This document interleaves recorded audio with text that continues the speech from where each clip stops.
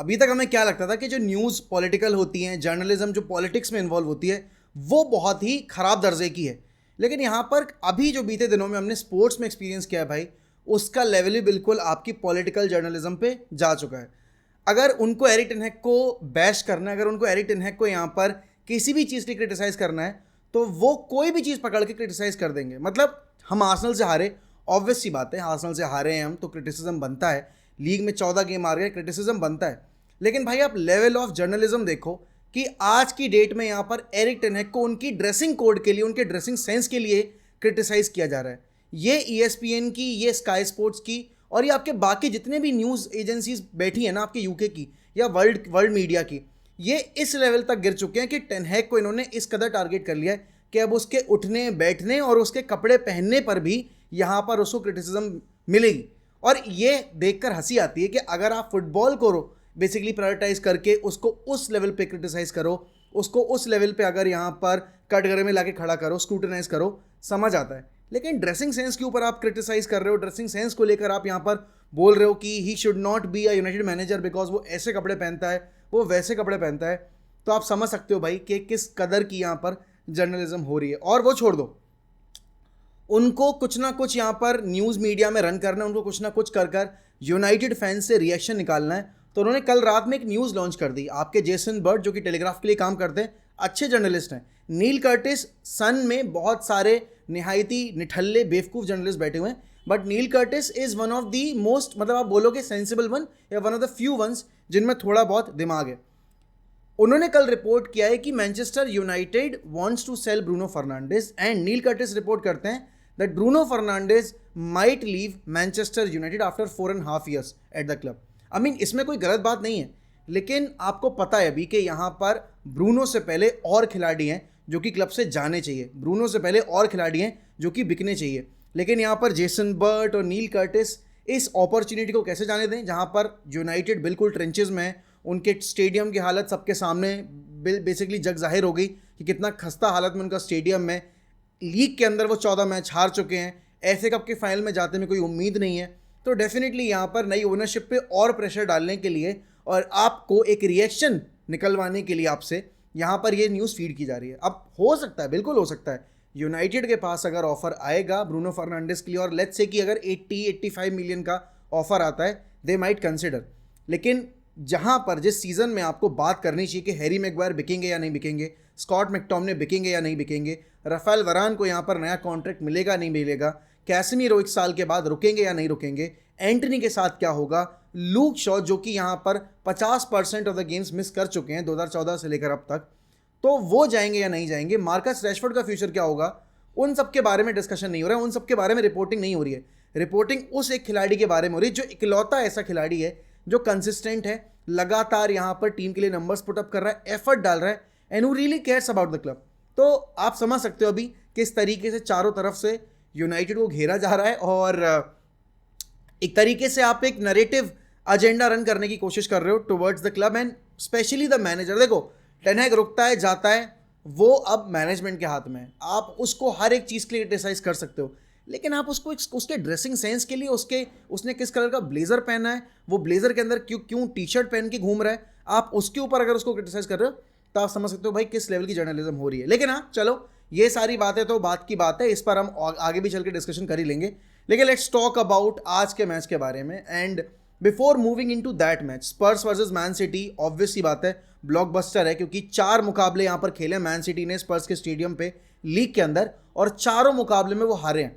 यहाँ पर अभी उन्होंने अपना जो डक था वो ब्रेक किया जब उन्होंने FA कप में स्पर्स को हरा दिया था, but at the same time अभी भी 4 लीग मैचेस में मैन सिटी ने एक भी गोल स्कोर नहीं किया है स्पर्स के नए स्टेडियम के ऊपर।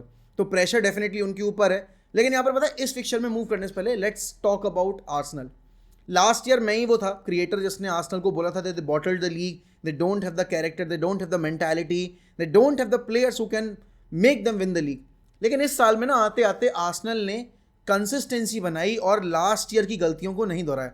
दे might miss out on the Premier League title winning opportunity, but at the same time आपको ये तो मानना पड़ेगा कि ये आर्सेनल की साइड ने इस साल का प्रीमियर लीग कैंपेन इंटरेस्टिंग बना दिया, क्योंकि एक सर्टेन पॉइंट के बाद लिवरपूल फेल ऑफ ड्रास्टिकली। कल रात में भी 3-1 से लीड कर रहे थे और आखिरी के 4 मिनट में 3 मिनट में उन्होंने गेम बॉटल कर दिया। यहाँ पर 3-3 करा लिया। लेकिन आर्सेनल वो क्लब है जिसने इस साल यूनाइटेड के ऊपर लीग डबल किया। आप बोलोगे लिवरपूल के अगेंस्ट उन्होंने अच्छी परफॉर्मेंस दी, चेल्सी के अगेंस्ट अच्छी परफॉर्मेंस दी, मैन सिटी के अगेंस्ट अच्छी परफॉर्मेंस दी। ओवर 2 फिक्चर्स अगर आप देखो, एक हराया और एक ड्रॉ कर लिया। They were undefeated against Man city.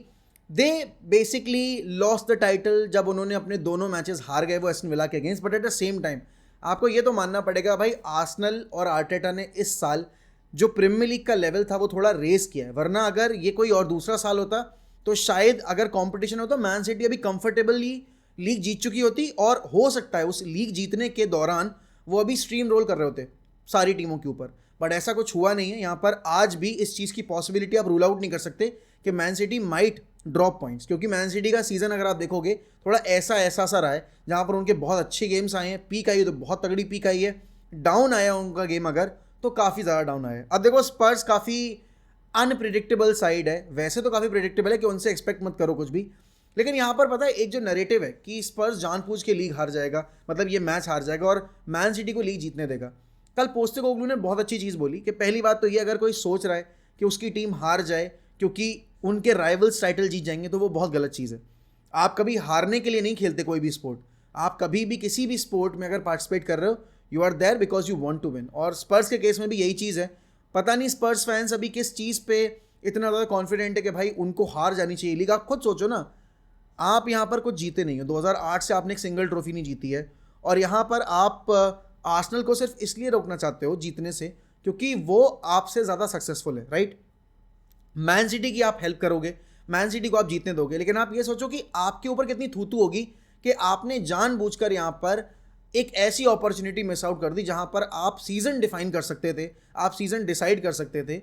मतलब अभी भी जैसे अगर मैं ये कहूँ, अगर आज के मैच में स्पर्स ड्रॉ भी कर लेती है तो दोनों टीमों के पॉइंट्स बराबर होंगे, सिटी और आर्सेनल के।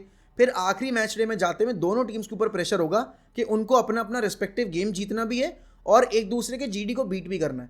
तो स्पर्स अगर इस मेंटालिटी के साथ उतरेगी, जो कि एंज पोस्टेकोग्लू ने कल बोला भी है प्रेस कॉन्फ्रेंस में, कि अगर स्पर्स फैंस ये उम्मीद लगाए बैठे हैं that I am not going to try to win this game, they are very wrong at this point. क्योंकि यहाँ पर मैं जीतने के लिए खेल रहा हूँ, जीतेंगे हारेंगे वो मैच के बाद डिसाइड होगा।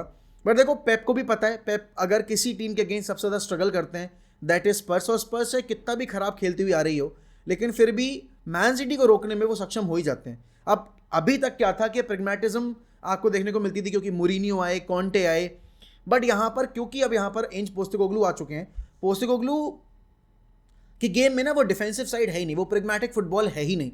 तो किस तरीके से अब यहाँ पर मैन सिटी को होल्ड ऑफ करने की कोशिश करेगी आपकी स्पर्स, वो देखना होगा। क्योंकि एमरसन रॉयल वगैरह खेलेंगे भाई तो डिफेंस उनका काफ़ी ज़्यादा वीक है। Man city on the other hand यहाँ पर सबको पता है चैंपियंस लीग से बाहर हो चुके हैं, तो उनके अंदर एक अलग ही जुनून है इस टाइटल को जीतने का। बिकॉज देखो हो ये भी सकता है कि man city might go trophy less this season, क्योंकि एफए का फाइनल में अगर हम हराते हैं, जो कि पॉसिबल नहीं है। देखो पॉसिबल तो ये वाली बात है कि अगर ऑन दैट गिवन डे अगर हमने चांस भरी कर दिया लिवरपूल जैसे अगेंस्ट हमने किया था एफए कप में, तो शायद हम जीत जाएं। बट मैं वहाँ पर यूनाइटेड को 50% चांस भी नहीं दूंगा, मैं 30% भी नहीं दूंगा। हम अंडरडॉग ही जा रहे हैं और हमारे लिए वही सही है, क्योंकि रेट करोगे टीम की अभी परफॉर्मेंस अच्छी रही नहीं है, टीम के प्लेयर्स अभी मौजूद नहीं है और टेनक की फुटबॉल इतनी अच्छी है नहीं।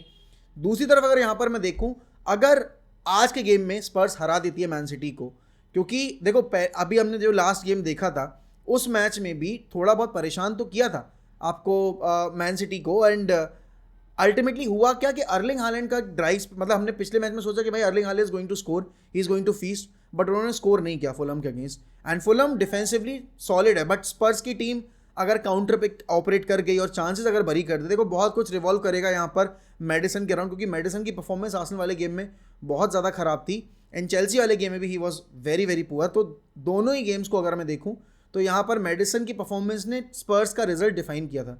अब लगातार ऑलरेडी वो आप देखोगे लिवरपूल से हार गए, देन चेल्सी से भी हार गए, देन आर्सेनल से भी हार गए, तो कहीं ना कहीं उनके ऊपर प्रेशर बहुत ज़्यादा है इस पूरे सीन को लेकर। एंड डेफिनेटली इस पॉइंट ऑफ टाइम पे सिटी स्लिप अप अफोर्ड नहीं कर सकती, क्योंकि अगर स्लिप अप करेंगे तो जीडी पे टाइटल डिसाइड होगा और जीडी पे कुछ भी हो सकता है, क्योंकि आखिरी गेम में वो वेस्ट हैम खेल रहे हैं सिटी वाले एंड यहाँ पर आर्सेनल एवर्टन खेल रही है। प्लेयर्स डिफरेंस अगर करने की बात आएगी, जिस तरह का सीजन इस साल फिल फोर्डन का रहा है, he is on top form right now. अगर यहाँ पर थोड़ी पीआर बेटर होती और अगर मैन सिटी चैंपियंस लीग के फाइनल में बैठी होती तो शायद कॉन्वर्जेशन में इस साल फिल फोर्डन का नाम भी आता बैलन डोर के लिए। देन आप देखो जॉस्को गार्डियोल, जब से फेब्रवरी खत्म हुआ है उसके बाद से जॉस्को गार्डियोल की परफॉर्मेंस एक अलग ही लेवल पे पहुंच गई है। और अभी तो पिछले मैच में उन्होंने जो गोल स्कोर किया, और ऑलरेडी वो इतना ज़्यादा इन्वॉल्व कर चुके हैं अपने आप को गोल स्कोरिंग शीट पे कि अब यहाँ पर वो भी एक गोल थ्रेट बन चुके हैं सामने वाली टीम के लिए। तो मैच अच्छा होगा, मैच एंटरटेनिंग होगा, मेरे हिसाब से मैच एंड टू एंड होगा।